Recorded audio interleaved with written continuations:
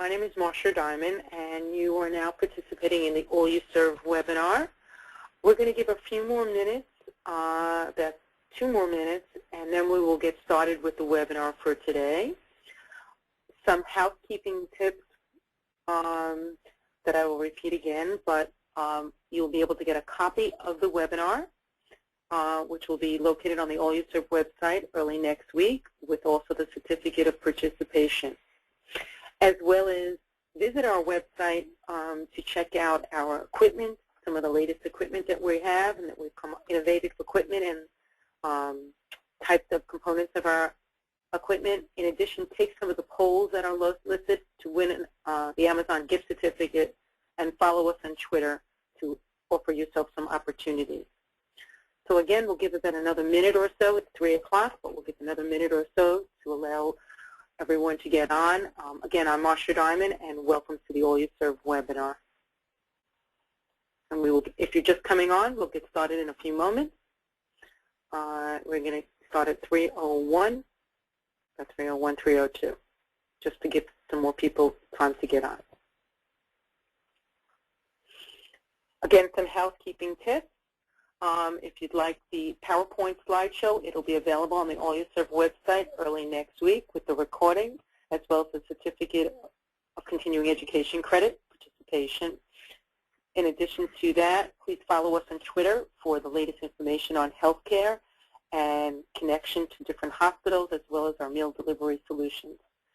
Visit us on our Alluserv, www.alluserv.com website for polls, and be able to be offered into a contest to win some Amazon gift certificates as well. Always offering something new, equipment, information on the website, so feel free to visit often. All right. Well, it's 3:01, and we're going to get started. Welcome to the Alluserv webinar. Alluserv is meal delivery and beyond. So you joined us this afternoon for the webinar called Ignite Your Patient Satisfaction and Meal Satiety. And today, I'm very fortunate to have Tony Yenzer, General Manager of Alluserv, on with us, myself, Marsha Diamond, and some of our input from our slides are from many food service directors throughout North America. So it should be a very, very nice show, webinar today. If you have any questions, I will get to them towards the end of the meeting or after. You can always email me at mdiamond@alluserv.com, mdiamond@alluserv.com. Once again, the PowerPoint and the certificate will be located on the website next Monday. And please visit us on our website to participate in our polls, to be entered into Amazon gift certificates, and follow us on Twitter for great information on hospitals, healthcare, food service. Okay. So today's webinar came out of a need of people asking about meal satiety and fullness and how patients and satisfaction. And it came out of people asking about what kind of meal delivery options are available for room service, for traditional menu selection, or hybrids of sorts. And so people were asking for clarification of this. So what we decided to do is we wanted to put together a webinar that shows you the value of understanding your meal delivery choices and the trends that are going on in meal delivery. So today you'll walk away with ideas to build your brand, to enable you to better your service. Hopefully through that you will build patient satisfaction and increase your efficiencies, and the economics of meal delivery will be, you will actually realize that through some of the means that we talk about in the tools. Okay. So today, to enhance food quality and food safety, and to elevate patient, resident, client satisfaction, you have to have the right tools and the right strategies. And you have to have the right equipment and, of course, the right attitude. So the right tools, when we're talking about meal delivery, and Tony will elaborate more in a few moments, is really about having the right equipment. When we talk about meal delivery, we're talking from the point of production, food is produced, to the service component. And so having the right equipment and the right strategy for your operation can enhance. But there are some things you have to think about before you get to that point. They start deciding, oh, I want room service or I want this. Do you have the right strategy? And the strategy is the type of service. Strategy includes people, and the strategy includes timing. Now, we all know today there are some influencers that affect how you do meal delivery. There are some financial constraints, and so these are some things you should be considering when you decide on your type of meal assembly as well as your meal service. But the other thing is, whatever you decide on or what you purchase in equipment to put into place, you have to make sure that it's flexible and that it can be used and sustain itself over time, which means if you decide on one type of meal assembly, can it be altered or changed for another, or can you adapt services? Make sure that you can reallocation of your staff, meaning how you do your meal delivery and how you do your service, that you can cross-train so that you can enable yourself to get more economics of meal delivery. Take into consideration this as you move forward will allow you to drive things to scale. What are you trying to achieve? Most people, when you're thinking of meal delivery options, you're trying to achieve hotter foods, colder foods appropriate for your patients and your residents. You're trying to increase efficiencies, whether it's efficiencies of time, efficiencies of energy. You are trying to increase the efficiency. On-time delivery. If you're going to do a spoken menu or a room service, so crucial is that on-time delivery. If you're doing traditional, where it's a room service tray, it's a patient tray that's going up in a traditional, you still want it to be on time. If someone has gotten it yesterday at 12 o'clock, today they should not get it at 12:45. So again, those components. You want to maximize your footprint. When talking about meal assembly, kitchens today obviously are smaller, back of the house, and so how will you appropriate the right footprint to maximize what you need to do in that space? Capital expenditures, we hear this all the time. I have to reduce capital expenditures for equipment. However, you have to choose the right equipment so that you have that flexibility. Keep that in mind, the right equipment for the right operation. Make sure that whatever workstations you do with meal delivery is ergonomic because, again, it's safe, easy to use, and your employees taking that into that full circle of inclusion will allow you to have more effective operation. So consider this. What are you trying to achieve as you move forward?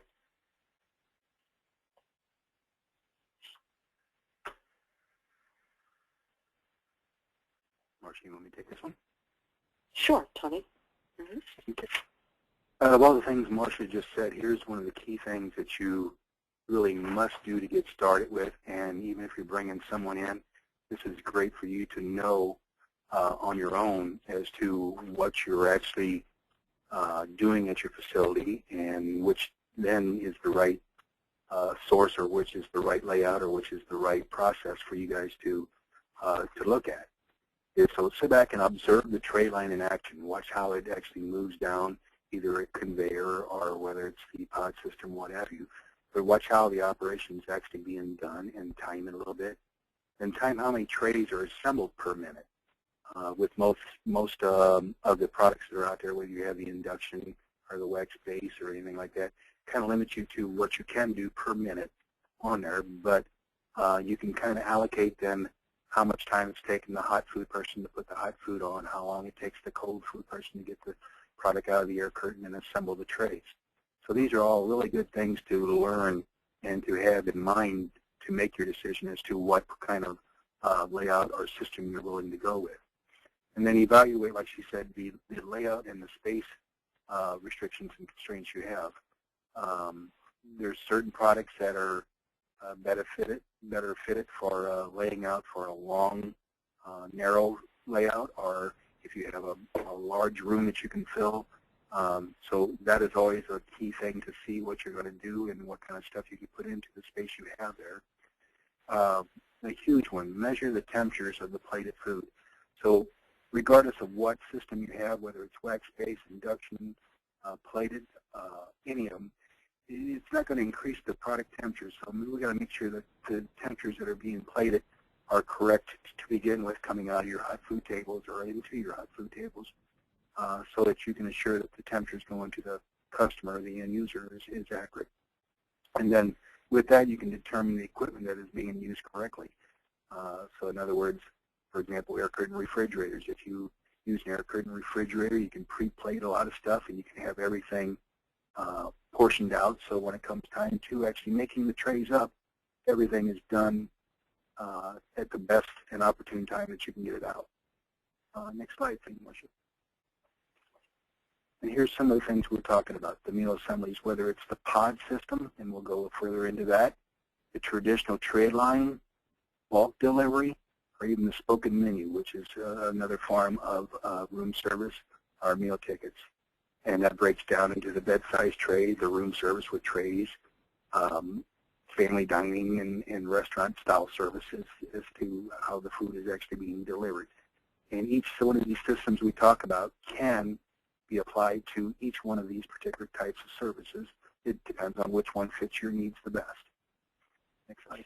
And to add to this, it's not one-to-one matching. Ones on the left don't necessarily match up the same way on the right. You can mix and match. When we talk about hybrids, depending on the audience you may have in certain floors, a certain meal patient resident service, but your assembly may have been different in the kitchen. For example, you may have pods, but maybe you have some rooms that are bedside trays and some are room service trays. So we need to clarify that, and from the industry perspective, understand meal assembly coupled with patient resident service, whichever one you choose, should equal great patient satisfaction, patient food. So one does not necessarily, you don't have to have a pod and room service. I want you to know that that's the things that are going on in the industry today, in that you're seeing more and more people mix and match depending on their kitchen, what meal assembly works best, whether it's this. And the reason I put spoken or meal tickets or call center is because that people think about meal assembly, that's all part of that component. So the complexity of your service can be simplified with the type of meal assembly you choose.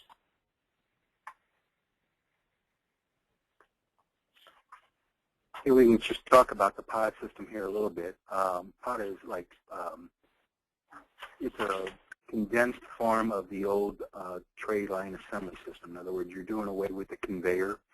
And when we get into some of the layouts that we have down the line, we can actually show you some of the benefits of that one particular ones, because off of one, for example, 5-wall hot food table, you can have basically 2 lines going down the system that can be plating food and loading tray delivery carts and getting them up there to the patients. So it can actually, expedite. It could reduce the amount of equipment required for the line assembly.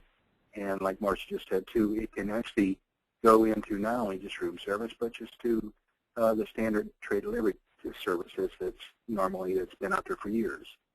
So with that being said, you still have the time frame that you're trying to get the trays plated and up to the patients, and that goes into your food temperatures as the patient is receiving it. You want the right temperatures for not only the hot and the cold, but these are the types of things that can assist and to accelerate the actual time frame that it takes to get the trays up to the patients. Some of the benefits, the efficiencies like we just spoke about, the versatility of it.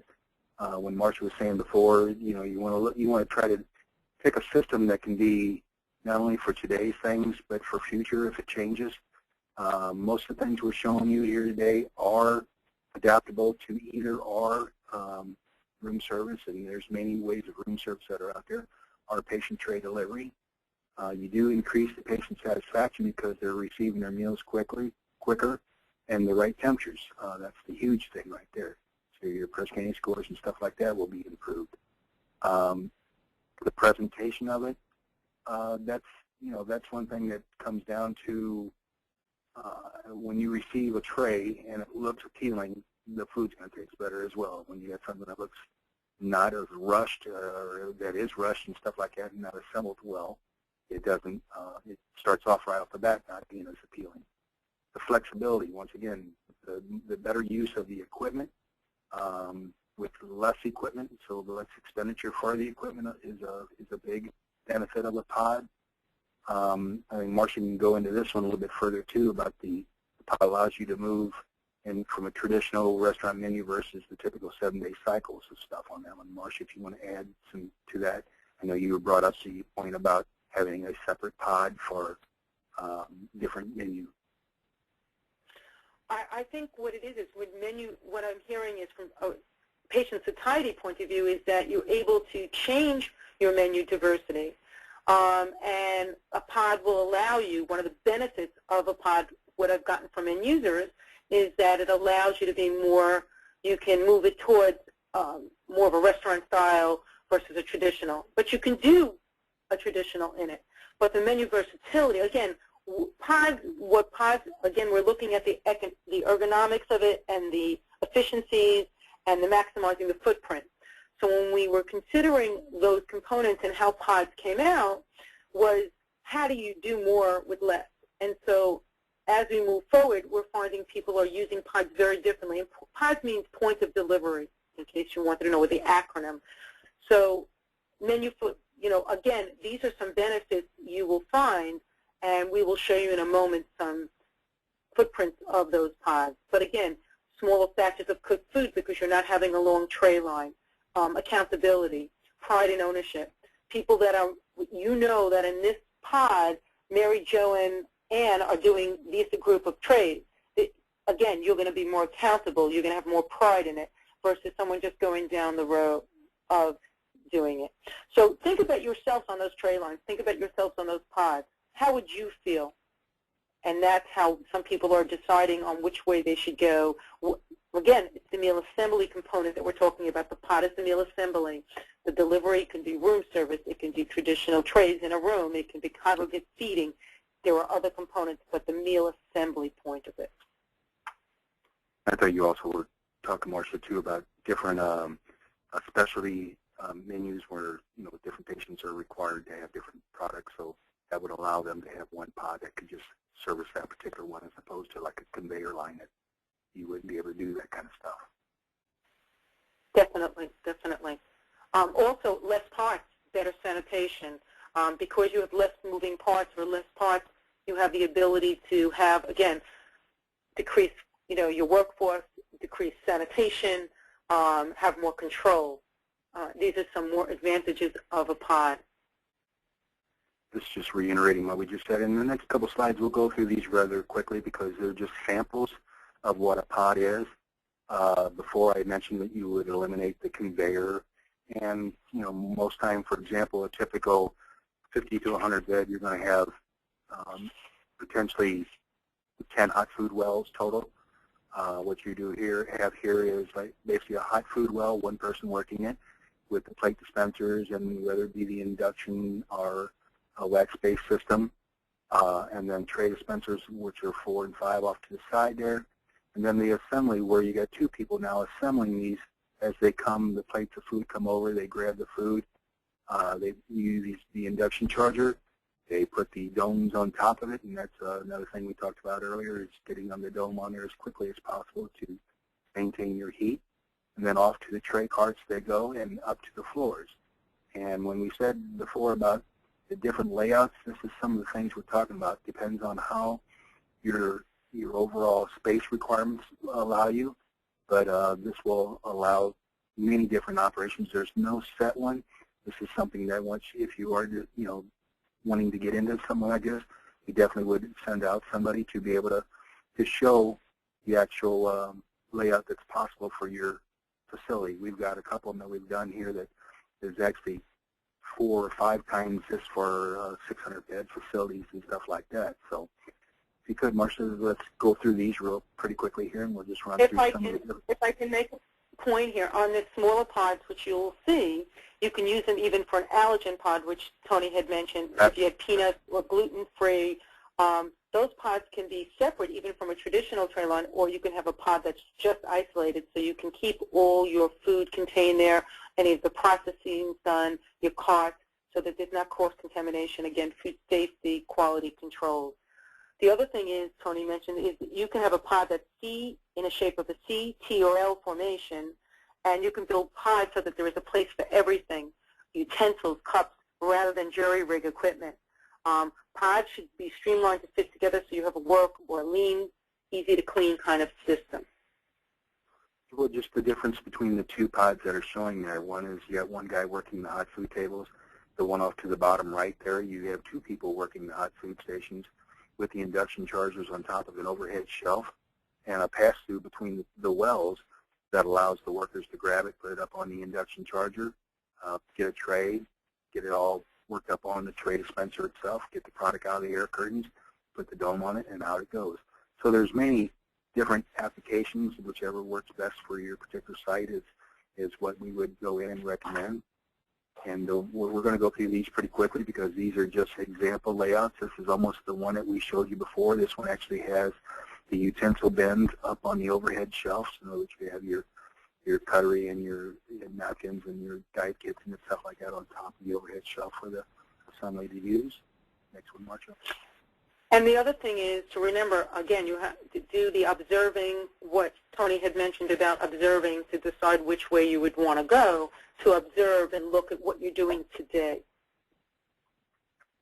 This is the same type of layout. It's just that this particular facility didn't have a real big width into it, so it was a long, narrow application. So we turned it around and we got them running down the hot food table versus crossing things over the hot food table. So once again, very versatile, very ergonomic, and able to adapt to whatever your facility needs. These are all examples of stuff that we've done for different facilities.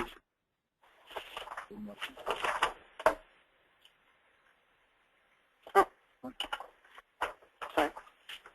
And as you grow, like I said, the smaller ones there were basically 50 to 100 bed hospitals. When you see like this, you can take that same concept and multiply it out. So this one here, I think, was a 500 bed facility. And what you have there is actually 1, 2, 3, 4, 5, 6 people actually plating the food and getting them into tray delivery carts.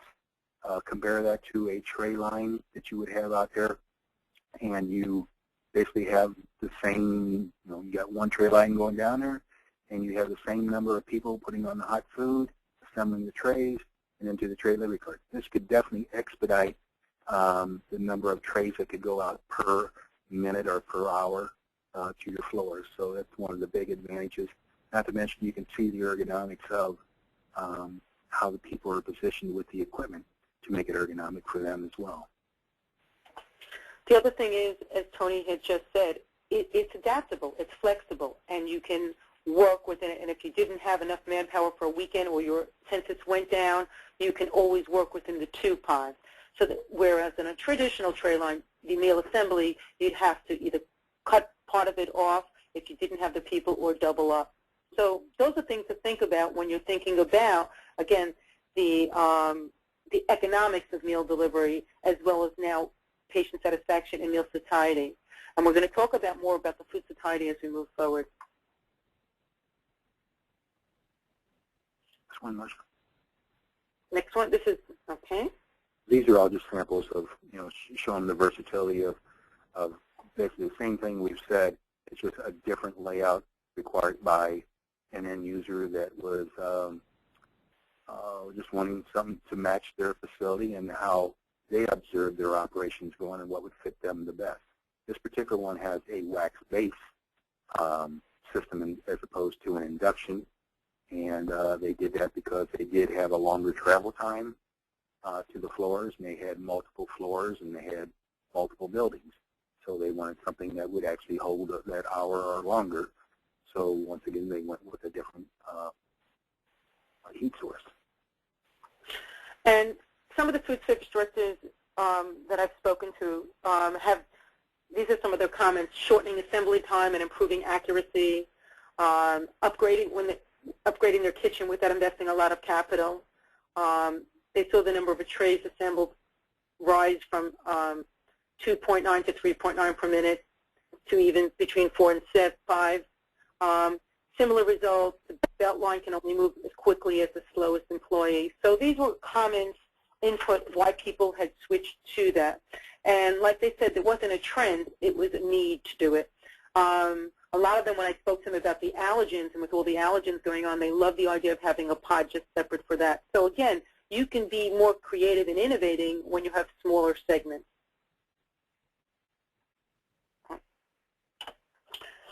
So some of the savings with a pod are, again, labor or cost neutral, re-engineering of positions, and time savings. Just a summary sheet. Like we spoke about the allergen pod, again, a summary sheet. Keep foods contained, patients' food safety up, employee morale down, and the hospital liability down in this day and age. One of the other things is that when we talk about meal trays or put together or meal assembly, traditionally, we think about a meal assembly, whether it's a pod or it's a tray line, then going into a typical type of tray cart. Well, we have a lot of facilities that are they have longer distances, and they're using things either in a bulk capacity or in a tray to wheel it into a dining room or into patient rooms on particular trays, keeping the hot and cold, because they need the length of time. So again, looking at your operation, and you may say, oh, but I'm doing the pod or I'm doing the meal assembly, and I'm still not maximizing temperatures. Well, look at a different tool set, a different piece of equipment that can be flexible. This can be used for your meal time, but it also could be used for a catering event or another event.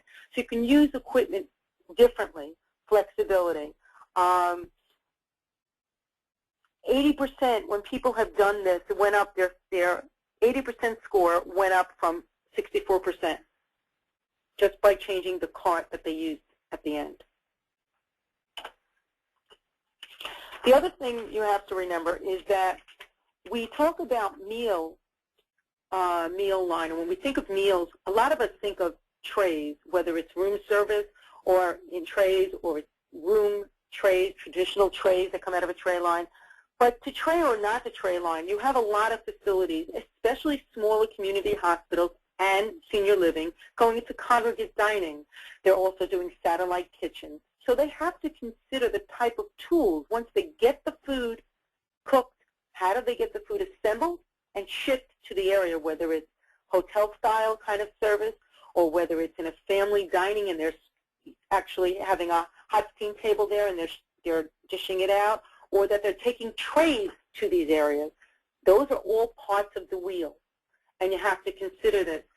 Again, from a patient satiety point of view, if people smell the food and see the food, they eat more. If it looks better and it looks appealing, those are the ways that you can actually affect your meal delivery options. And you should think about whether you're doing it right for your audience. Are you building the brand that you want it to reflect with what you're doing?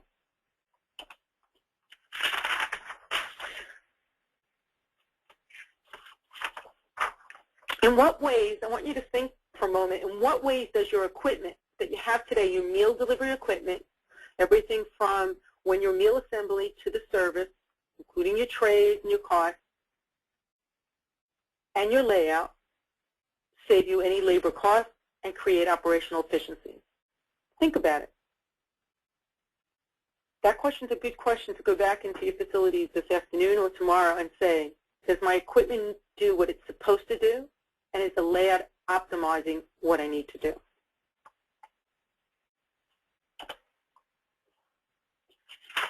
Tony. This goes back to what we were asking the questions before. These are things you really need to know to determine what is the right system for you. You need to know how many meals per meal period you're serving. What's the actual travel time? How long does it take you from the beginning of plating the food on the tray to the time it gets to the patient? What's the time frame that it takes from beginning to end? And then what type of meal service are you offering now? Is it the tray, community dining, whether it's room service? And evaluate into that. In other words, if it's taking you 30 minutes to go to a room with the thing, your equipment that you're going to need is determined upon that. In other words, there's no sense to overspend on something you don't need if it's going to take you that long. But if it takes you an hour, hour and 15, hour or longer to get there, then you really have to keep that in mind. So before you ever start thinking of what is the right product or what is the right system for me, these are all questions like we had asked on a slide previously that you guys really should know. Don't let someone come in and tell you what you need. These are all things that when they come in and start talking to you, you say, okay, I know it takes me 45 minutes to get there. We've timed that. Food temperatures are this when they go on. And, you know, we do approximately 200 meals per period. And with that information in hand, it's going to make you better informed as to what system actually works correctly and the proper one for you. I'm going to ask the question, how is the food currently being plated? Is it like you saw before, just on like an induction or a hot plate, whether it's the induction base or the wax base? These are all systems that actually maintain temperatures to that food for a certain time frame. And with knowing the time frame that it takes you to get to the patient, this will help you determine which one of these systems works best for you. The other thing is also how you know, the system of safety, and Tony has really emphasized this, and the ROI and the effectiveness. But always, if it's on a hot plate, if it's an induction plate, if it's on a wax base, if it's in a certain type of cart, is it giving you the brand that you want to reflect? I had California hospital call me, and they want to brand their patient dining program from the point of, they want to do it from the point of what people are perceiving. So the plate, they wanted to use an induction because it looks better, more like a china. They want the cart to have a logo so that when people see that cart going down, it has the image. They want a picture on it. So they're branding it. Again, that whole image is connected with good food, good quality, good safety. It's the whole image of that. So remember, what's the right process? Consider those components. Know your audience, know your administrators, and feel what they want you to be reflecting as their hospital brand. This is all re-emphasizing what we were just saying. The equipment and the overall layout can truly save you labor cost, operational efficiencies. We're talking about pre-plating salads and that kind of stuff, and having even mirror curtains, so you're not reaching into bulk food and just throwing product on a plate. Now you're actually proportion sizing these, so it's actually a cost savings in there, cost savings in waste. And the food safety. In other words, it expedites your tray makeup, and it also expedites the amount of product that can be put on a plate in a certain time frame. We talked about the average tray line. We're not trying to stop you from that. That's just another process when we were talking about pod. Here's kind of an average. It's the lower end. It's a gravity-fed conveyor. Some of the advantages to these are you have the electrical raceway down below that can plug in all your support equipment. And it has the one-point connection there on the end, so you can just actually plug it in or have it hardwired into it. But with this out there, as you can see, the plate's going down there. Still does have a dome on there. That was one of the advantages we talked about a pod. You can actually get your dome on and retain that heat temperature to your product much quicker than you can most of the time on a tray line conveyor. So, some of the things that are key, once again, we said the food temperatures. That's a typical hot food well, a 1,000-watt heater in it. None of these products raise the temperature of your food. They're all food temperature maintenance. In other words, they maintain the temperature of the product that you have going into it. This is a 4-well. Some of the things we just showed. One of these could actually handle a pod layout per pod. So with the capability of being able to refresh these and have for example, we had the hot-cold card on there before. You can get them in hot-hot. Something where you can maintain bulk food temperatures to replenish the hot food wells as they go down is another key factor in that one. Now here's what we were talking about before. This is the keys to any of the system, whether they be pods or whether they be conveyors. You need to know the time frame that things are being held at and how long it takes to get to the patients. We have the old wax base that's been around forever and ever. it gets up to 212 degrees, and it can actually hold and maintain the temperatures of the food that's in there for an hour to an hour and a half. The induction systems that are out there, typically 30 to 45 minutes. I know a lot of them might tell you that they're 45 minutes to an hour. We've done a lot of testing on that. After 45 minutes, the temperatures really start declining very quickly. So if it's any time more than that, make that decision. But for good food temperatures, that's something to keep in mind.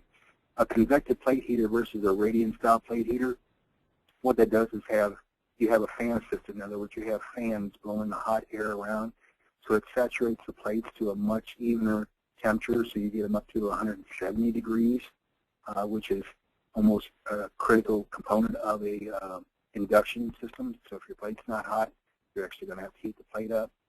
When you have a radiant one, there's a ring heater down on the bottom of these things, so the very bottom plates get up to the hot part, 140 or whatever. But I've been to some facilities that you actually have 4 and 5 inches of plates that's sticking out above the hot food or the plate heater itself, and those are basically ambient temperatures. So these are all critical things to maintain. What she's got going there too is the induction plate. When you're talking about the what was it called, residential dining or something, Marcia, where you had they're looking for that more upscale. Congregate family, yes, the congregate family eating, igniting their patient satisfaction and giving more of a meal satiety in those, is looking at the china, the silverware, the type of what you're using there. Mm-hmm. And this particular product there is ideal for that because it doesn't need all the other things that you have on there.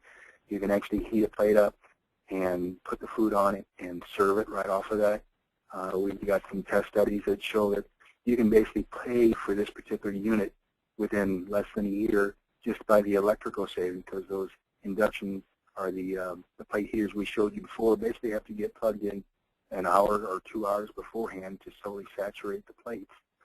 So if you consider the electrical usage on something like this versus heating the plate up as required, there's quite a bit of cost savings on that. The old standby is the old wax base. This thing actually, it's stainless steel pellet, or stainless steel pellet that has wax inside of it, and you heat this wax up, and it does take that hour and a half, 2 hours to heat the wax up the initial time in the morning. But this one will hold product for an hour and a half or longer even, but food starts deteriorating after that. But you do have the hour and a half hold time, so the bigger facilities with the longer hold times, this is the old standby. I know facilities, especially here in town, that has had these for 10 to 15 years and still have the same ones. So it's very, it saves you money because you're not replacing things down the line. And that hot-cold card, Marcia can elaborate a little bit on that one too, but some of the behavioral health facilities, almost every hospital should have something like this. Maternity wards where they're not getting their meals at a certain time frame, this can actually maintain the temperature of your trays, your foods, for, like we say, beyond, and actually have the whole cold food temperatures as well, your salads, your milk, your juices, your jellos and puddings and stuff like that. Marcia, if you want to add on to that. The other thing is, people were asking, are there any new ideas for carts, plates, pellets, for igniting patient satisfaction? And I think the thing is, when you think of wax base, it's been around since the caveman in a way, but it's the new rim designed. It's updating it. It's becoming more innovative. It's like your iPhone. You have a new model. It has the new tweaks. A new card. It has the new tweaks. The multi-temperature card gives you the ability to have bulk. You have to look at what's out there and see how it can adapt, or how the company you're working with, the vendor, will adapt it so that it fits your needs. Remember, it has to fit your needs, so it helps you, again, build that image, service, efficiencies, economics. I mean, Tony mentioned about maternity, a big thing in some hospitals that they don't have the staff person to send up again during a mealtime. They can't do the room service, perhaps, so they want to send up a certain amount of trays so that it's available. It gives you the flexibility without microwaving everything.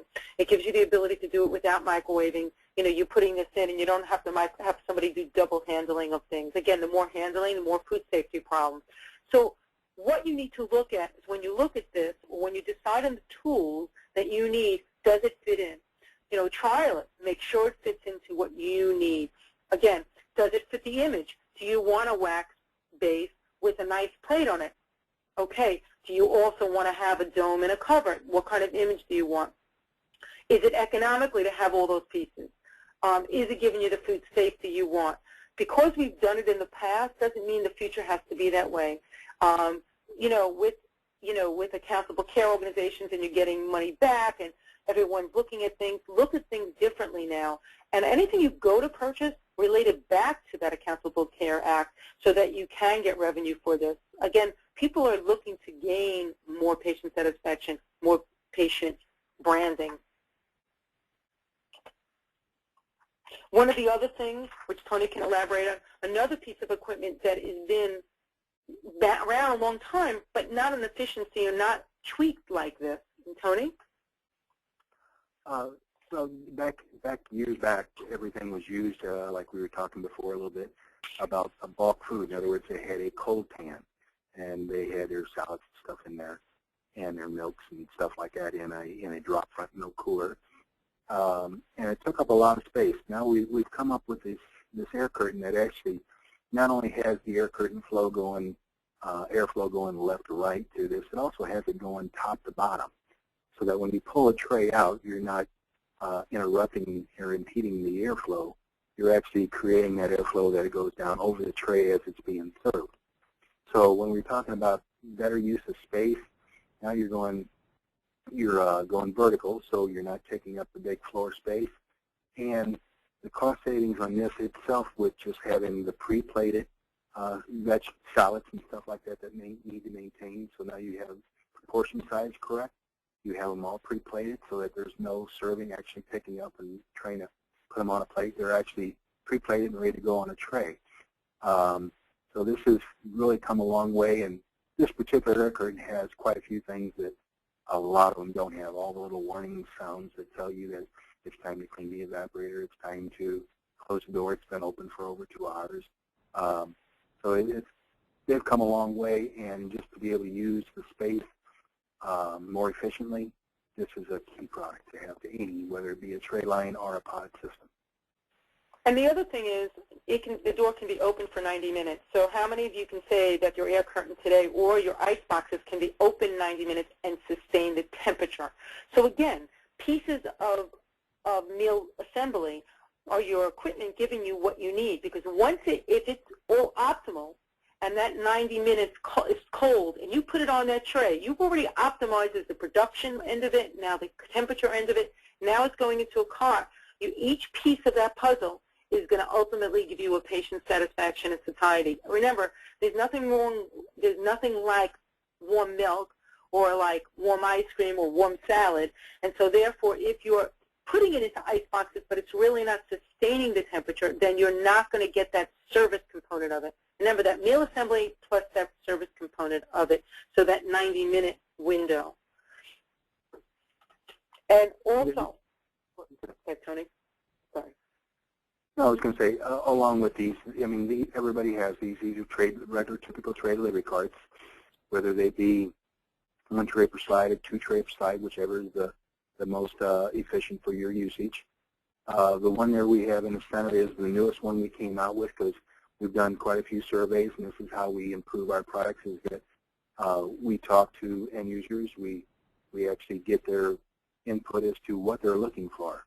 One of the biggest concerns that they had is the maneuverability and the ergonomics of it. So you can see a little U-shaped handle on the end of this that we like to call it a push-pull handle. So no matter how tall you are, how heavy the thing is, whether you're pushing it or pulling it, this particular handle is a U-shape, so it allows you to grab different heights, whether you're pulling or pushing. And it's also recessed behind the panels there, so it's not protruding out and running into things and banging your hands on stuff. But if you look at all the different array of tray delivery carts that are out there, Marsha was talking about branding your products before. The one up in the left-hand corner that you see with the blue vinyl on it, or laminate on it, that is actually capable of, if you provide it a logo that we can actually have that actually imprinted right on the laminate itself, so that you have something that isn't quite as institutional. And the big thing that we're trying to do, too, is to make it the quietest carts that are out there. One of the biggest complaints we've heard, besides maneuverability, is the noise factor on these tray delivery carts as they're going up and down the halls. So each one of these products that we have shown here are some of the quietest that are out in the marketplace. And that's something that I believe you will be interested in, is to have a quiet and ergonomic and easily maneuverable cart. The other thing is I wanted to add to this is when you talk about branding or healing in a hospital, many of the people don't want to hear pa-plunk, pa-plunk, and that's what they're hearing. And so they go, oh, food's coming. They want it to be quiet. They want it to be image. You can put a food image on there, whatever you would want. Again, reflecting the whole experience. Remember, when you go into a restaurant and it doesn't look good, or the surroundings, or it looks very stainless steel in a restaurant, it doesn't give you that feeling of satiety. You know, everything matches that service component, from the staff, the attitude, the food, the silver. So even your carts should reflect that. And also, heat is building up in a closed cart. So one of the things you need to be aware of is your delivery time from kitchen to patient as well. Because remember, if you have cold items in here, that would build up. So patient satisfaction scores will be affected unless you assess your delivery times. And if you do have a challenge with delivery times, you have to consider different types of carts, or you check the cold drawers, which will allow your cold food to stay 90 minutes or more. So again, there are tools out there reflecting and allowing you to do some of that component. I hope we've given you some ideas today just to kind of create a 5-star room service program, or I should really call it a food service program for your patients. We want you to maintain safe temperatures, and so those are the kind of tools we were trying to give you, from the meal assembly to the service. Really, really consider a lot of that. Here's what we want. We want someone in a hospital bed turning around and says, can I have a doggy bag? And we want them to say, he's not a patient here, he just comes in to eat with his coverage. It's cheaper than a restaurant. So truly, truly, when you're looking at food service, we want it to look like this or like that. Combination of the tray, the plate, it doesn't matter. It's how it was assembled and then how it's delivered. Pretty enticing when you consider all the components that goes in. You know, one of the food service directors was saying to me today, actually, she says, administrators and mostly consumers don't understand the complexity of everything that goes on there. Well, we all do on this call, and so we wanted to give you some of the tools to at least assess it. Be able to look back at your facilities and see some of that component. It's changing. Remember, meal delivery options for room service, traditional meal selections, or hybrids. Using hybrids is okay. You don't have to necessarily only be call center or room service. You can be a combination of that. One size does not fit all. Know your patients. Know what they're able to handle, if they can handle a congregate feeding. Know your employees. Ergonomically, you don't want more call-outs, so have equipment reflect that. Complete your positive brand image. Look at your trays. Look at your silverware. Look at your smallware. Look at your carts. And certainly look at the food. Because if the food doesn't come out before it gets to the meal assembly optimum, the other things aren't going to be able to magically change it. And choose wisely meal delivery equipment, because it's going to be with you a long time. So smart, which all equals to smart economics of meal delivery when you look at those components. I hope I'm going to see if there's any questions.